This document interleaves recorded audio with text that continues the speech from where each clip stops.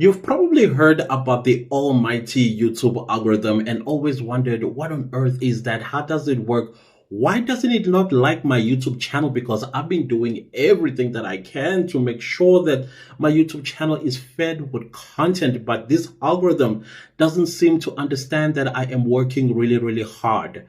Well, in this video, I am hoping that I'll be able to answer this question for you so that you can understand the YouTube algorithm a little bit better, so that when you create your YouTube videos, you are thinking along those lines on how to actually crack open the doors of the almighty YouTube algorithm, because it is not easy. Trust me, I am working on convincing it with this very channel that this channel is worth growing if it will just give it a chance. But of course, I do understand that you have to teach the algorithm.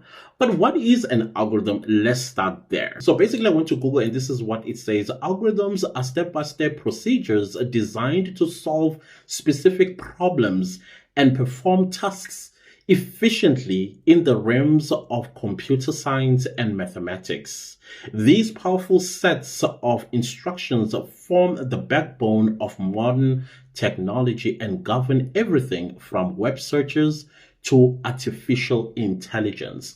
Now, because we are talking about YouTube, we are going to focus on web searches, because you already know from what I've always said about the YouTube algorithm, or YouTube for that matter, that it is a search engine as well. It's the second largest after Google. So that is why when I say create content that people are searching for on YouTube, I am basically trying to tell you, you need to bow down to the almighty YouTube algorithm by feeding it with what people are searching for. So in case you did not know, all social media, including YouTube, also have algorithms. And us as the users, as well as creators on these particular platforms, we are being chased by algorithms, and we are also chasing algorithms as creators. Now let's talk about the purpose of the YouTube algorithm. So the YouTube algorithm has one job and one job only, because it is the aim of YouTube. YouTube, the business, YouTube, the organization. It designed this particular machine or robot for one purpose and one purpose only: drive in traffic, meaning you need to keep people, once they have entered the platform called YouTube, and let them stay as long as possible on the platform. Because you know why? Because YouTube is a business that is interested in profit making. I hope that makes sense. And how does YouTube make profit? It makes profit through ads that you see on YouTubers' videos. So you, as a new YouTuber, your goal is to reach that status where now ads are running along your YouTube videos. But before you get there, you need to be accepted into the YouTube Partner Program, where you have to meet the two requirements to become eligible for monetization. We will talk about monetization at some stage, specifically on monetization, how to get there and what happens once you get there, and what are the pros and cons of being monetized on YouTube this day and age. So it is also important to understand that the YouTube algorithm's main aim is to show the right videos to the right audience. Again, niche. So in order for the YouTube algorithm to place your YouTube videos to the correct audience, your videos need to be specific. Basically, your entire channel needs to be specific on the topic or topics that it speaks about. In my case, I talk about YouTube education, I also talk about business, and I also talk about money.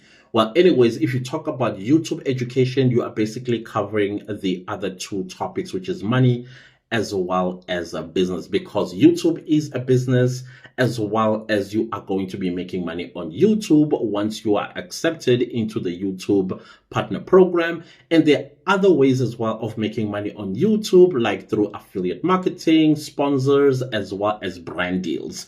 So of course, when I speak of YouTube, I will also be covering those two topics. So I'm kind of like shooting 3 birds with 1 stone. So make sure that your YouTube channel as well, it is specific in the topics that it talks about, whether you are talking about crypto, or you are talking about finance, or you are talking about stock marketing or stock investment or investing in stock, real estate, or you are talking about entertainment, or you are entertaining. Whatever the case is, be specific so that the YouTube algorithm, it knows exactly where to take your videos once you post them to the right crowd.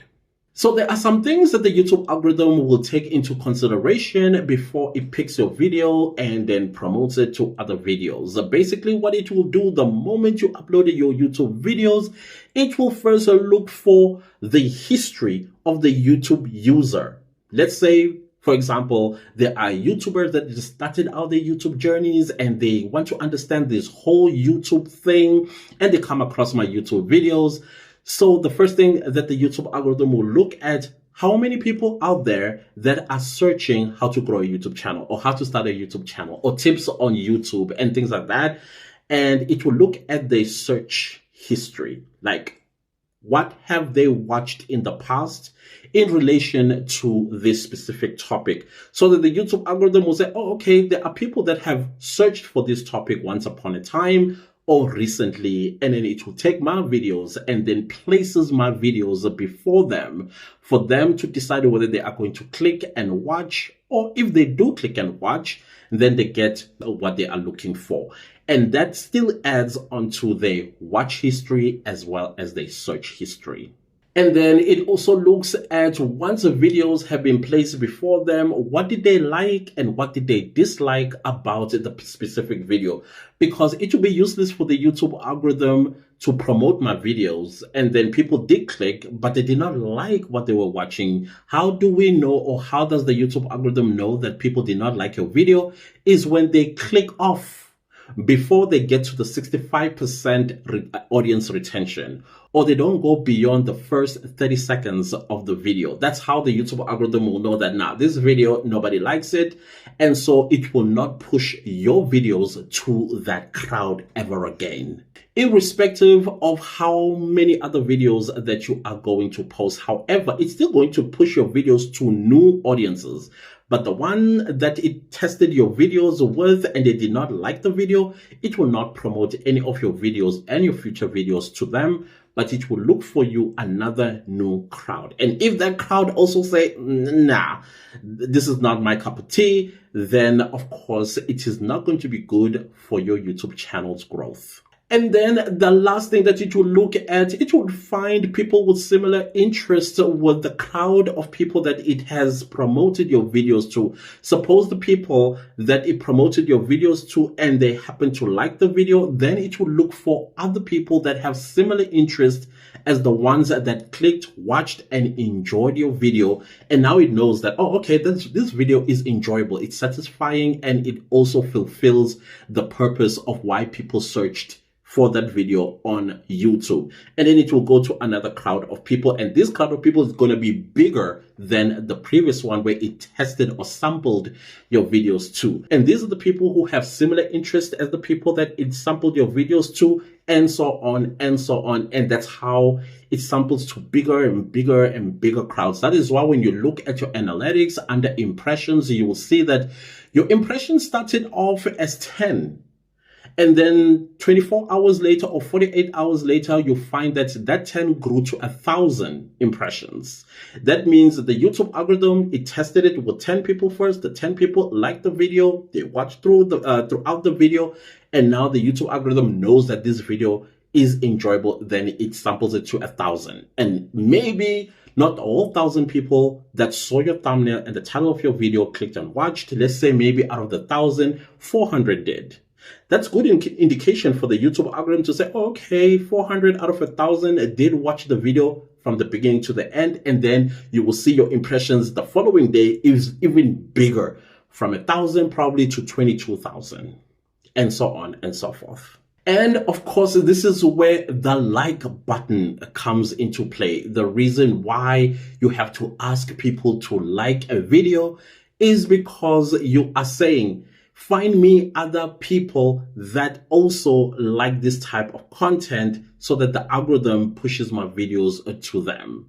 So that is why it's imperative that you ask people to like your video, because this is where the algorithm will look at your video and say, do people like this video? Are they engaging with this video by liking the video and also commenting on the video? And it is satisfying to the audience, and therefore the audience, what does it do? They share the video. So that is why those call of action, please make sure that you leave a comment, you share, you also like, and leave a comment, or what am I leaving behind, is because of that matrix that assist that video to be pushed to more people. If people are just watching your videos and they enjoying watching the video, they watch from the beginning to the end, but they did not engage the video by liking, by sharing, by commenting, as well as subscribing, then the YouTube algorithm will think, okay, people are just watching it. It's not important to push. So what do I mean by all of this? It is your job as a creator on YouTube to bow down to the almighty YouTube algorithm by doing what? Creating content that people are searching for on YouTube. So it's all well and good that people are engaging your YouTube videos and they are liking and then they are commenting and all of that. But it's also important that you work really, really hard for the YouTube algorithm to understand what your videos are about. So there are some metrics inside of your YouTube videos that you need to pay attention to. The description box. The description box, it summarizes for the YouTube algorithm what your YouTube video is about. Fill it in, about 300 to 400 words in there, just describing what this video is about, and use the correct keywords that the YouTube algorithm will say, oh, okay, we are talking about finance. Oh, we are talking about parenthood. Oh, we are talking about Forex. Oh, we are talking about crypto. Or we are talking about food. Those keywords are important for the algorithm to say, oh, okay, I know the crowd that I'm going to promote this video to, people that are interested in this type of topic. So you need to rank high within the YouTube algorithm. Also, propel the YouTube algorithm to place your YouTube videos on homepages of YouTube users. There is nothing more important and beautiful when you open your YouTube app and then you see your video right there amongst other people's videos with millions of views or tens of thousands of views or hundreds of thousands of views. Once you see your YouTube video in the homepage of your own homepage, then you must know that the YouTube algorithm loves your video. It thinks that your video is important to push. That is what you need to work for when you are creating a video. So with the YouTube algorithm, after you've posted a video, it needs to determine whether this video is important or not important. How do you convince the YouTube algorithm that your video is important or not important? So I have said this before, that there are two very important metrics that you as a content creator, you must always have in the forefront when you sit down and you create a YouTube video. I said the first metric that you need to work really, really hard for is your click-through rate, which is CTR. This involves your thumbnail and also your video title. If your thumbnail is as horrible as my thumbnails are, then unfortunately people are not going to click and watch your YouTube video.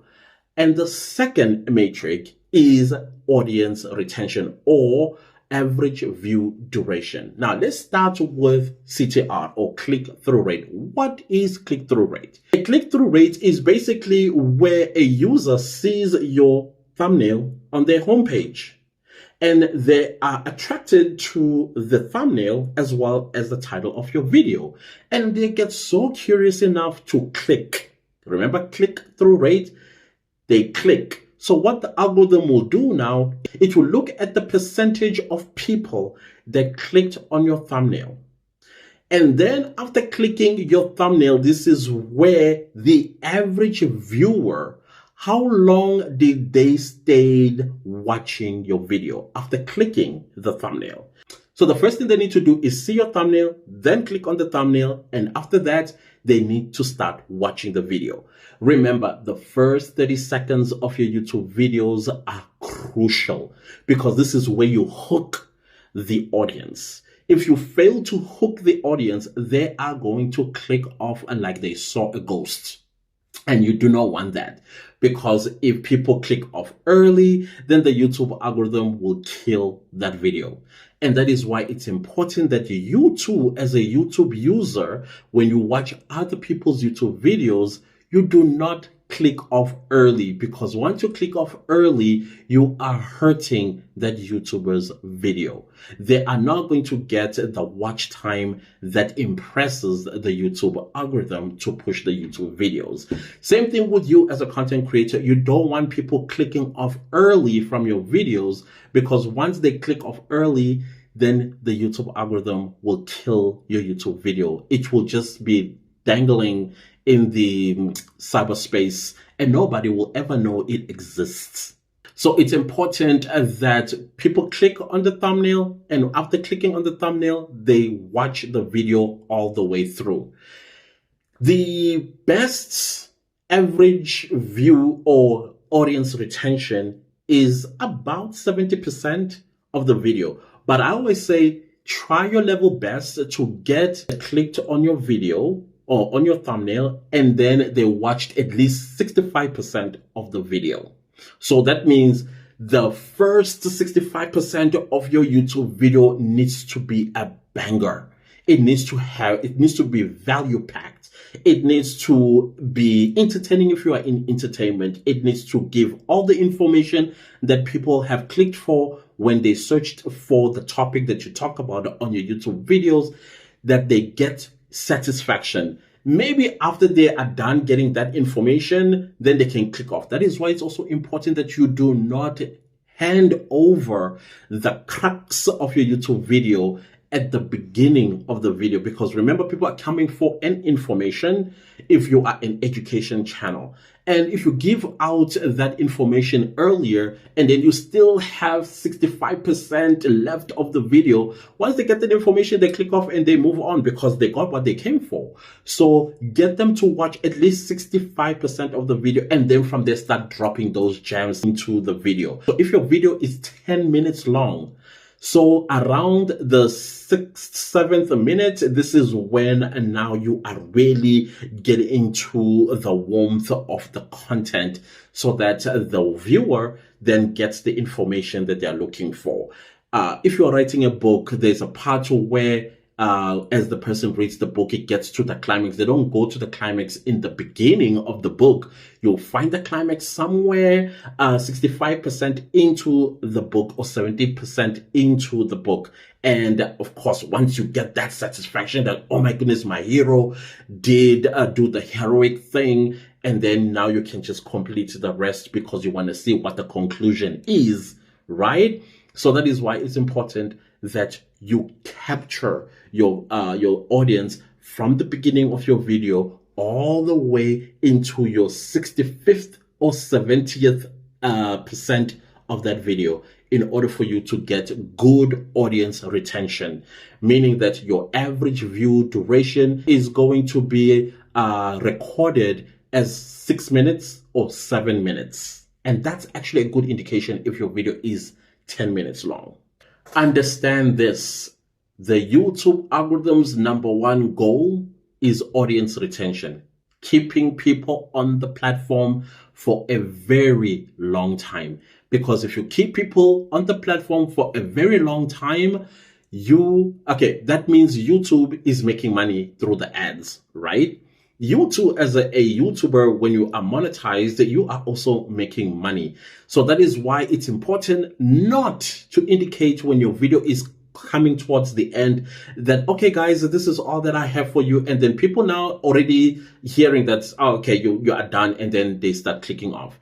Instead of doing that, show them the next video. See, that way what you are doing as well, you are keeping people longer on the platform after watching this one and they enjoy this video. Then because they are also curious about monetization, or they are curious about the other things that you talk about on your YouTube videos, you just show them the next video that they should click on and how it's going to assist them. And this is what you call now session time.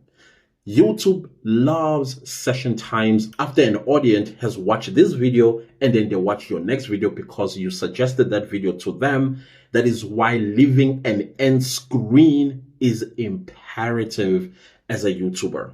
Again, your job is to keep people longer on the platform.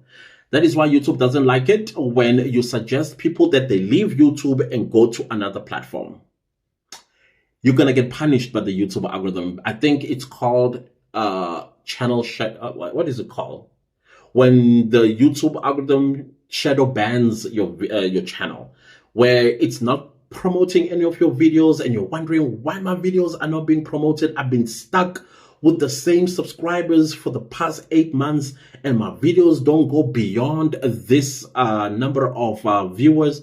That's because you're shadow banned. Why you're shadow banned is because you used this platform to direct people to another platform. And yet YouTube's #1 goal is to keep people on YouTube, not to go anywhere else. Don't make that mistake of taking people to another website. Don't do it. Don't do it in the comments. Don't do it in the description box. Don't do it when you are talking head the way I am doing. Never do that. So if you keep people longer on the platform with your YouTube videos, guess what's going to happen? The almighty YouTube algorithm will keep recommending your YouTube videos to even bigger crowds and more bigger crowds. Do you see now the importance of niching down?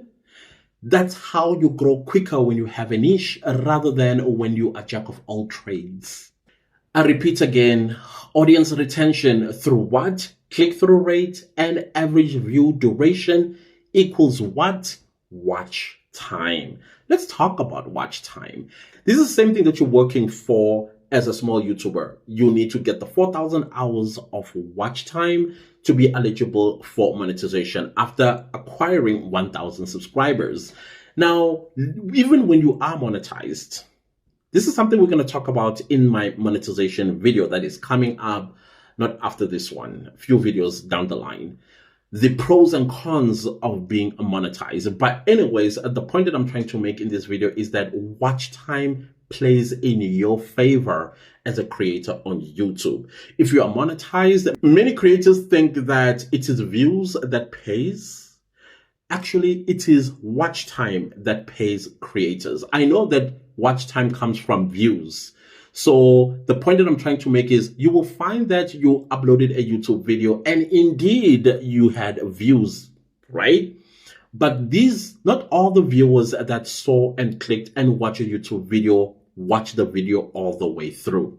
You're going to have people that are loyal to your channel and they watch all your videos from the beginning to the end. And that's the type of people that the YouTube algorithm wants you to have on your channel, because they stay watching your videos through and through your video. And as a result of that, your loyal followers also watch the ads. Remember, YouTube's #1 goal is audience retention. Audience retention equals watch time. Watch time equals profit. So very important that you understand that you get paid through watch time, not necessarily through views, because as I said, some people view, but they click off. But what about the watch? How much watch time did they give you? That is why I'm saying your audience must have at least watched 65% of your video. But YouTube, I think it wants you to people to watch at least 70% of the video for the algorithm to push. You're probably wondering, okay, Clantis, I hear you, but now what tips do you have for me to trigger the almighty YouTube algorithm to work in my favor and push my YouTube videos? I'm glad that you asked. So let's go to tip #1. Cut out your intro. Your intro is wasting your first 30 seconds of your YouTube video. Just do away with it. All right. The second tip is sneak peek what's coming up next on your YouTube video. So meaning that you cut out a certain portion of the video and you put it in front of the video, showing people this is what is coming or what to expect in the video. It's called a sneak peek of what you are going to talk about in your YouTube video instead of an intro. Tip number 3, know what you're talking about. Have authority in what you are talking about so that people understand immediately after clicking that this guy or this lady knows what they are talking about. This is exactly what I searched for, and now I'm going to sit down and watch and take notes.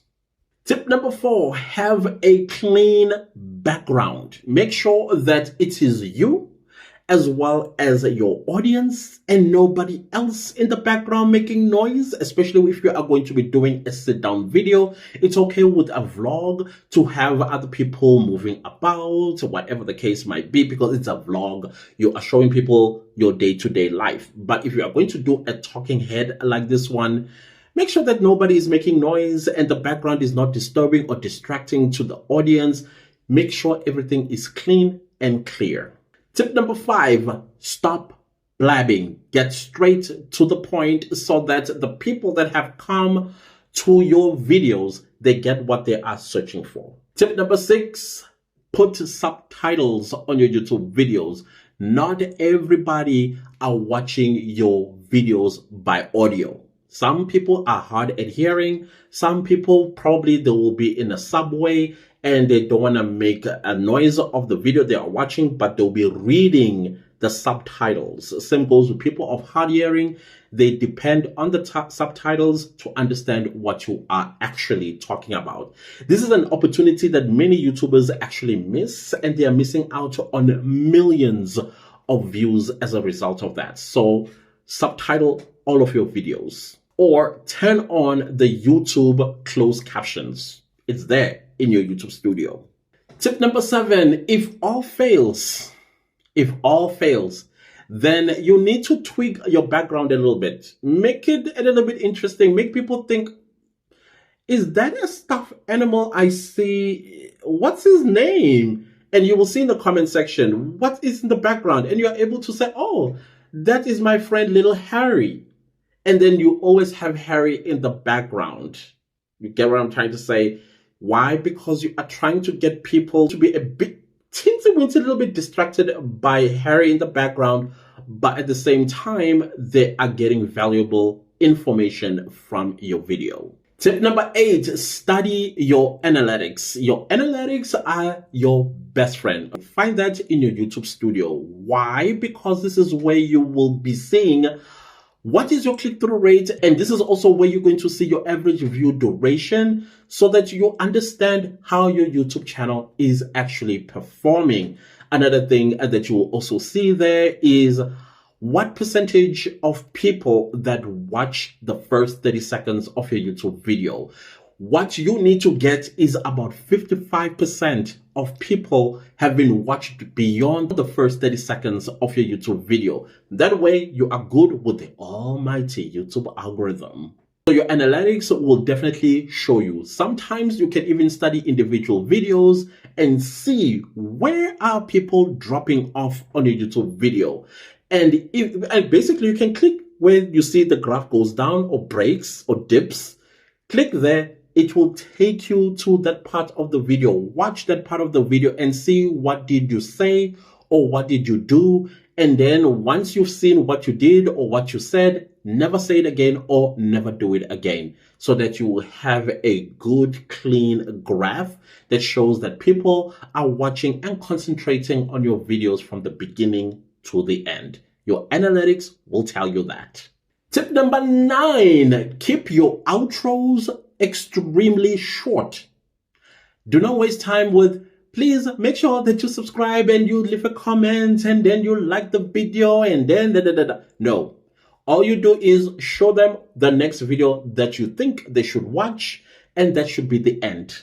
Because the thing is, the moment you start going to your outro and say, guys, that this is it with this video, please leave me a comment and like the video, you will lose all of that. You know why? Because people now know that this is the end of the video, and this is when some majority of people start clicking off. and then you lose those likes, subscribers, as well as comments, etc., and so on.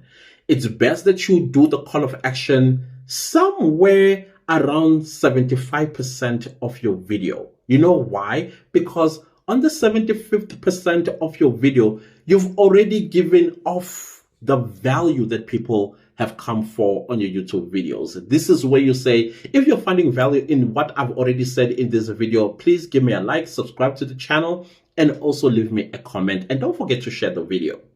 You're doing that at the 75th percent of the video, so that the outro, you don't have to mention this. Most of you have already seen how when I get to the end of the video, I just say goodbye. Why? Because I want to keep the audience retention graph this way. I don't want it to dip towards the end, because now I'm indicating that the video has come to an end. Tip number 10, invoke curiosity. I know this is supposed to have been tip number 1, but it's important that you understand that when you are a YouTuber, your job is to evoke, or is it invoke? It's to evoke emotions. Either it's fear, or it's curiosity, or something. One of those emotions that people have. Your thumbnail and your video title should speak to those emotions. That is why people will click and watch your videos. So it's important that you always evoke or invoke. Is it evoke or invoke, people? English. You get what I'm trying to say. Curiosity. It is what will get people clicking and watching, because they are curious.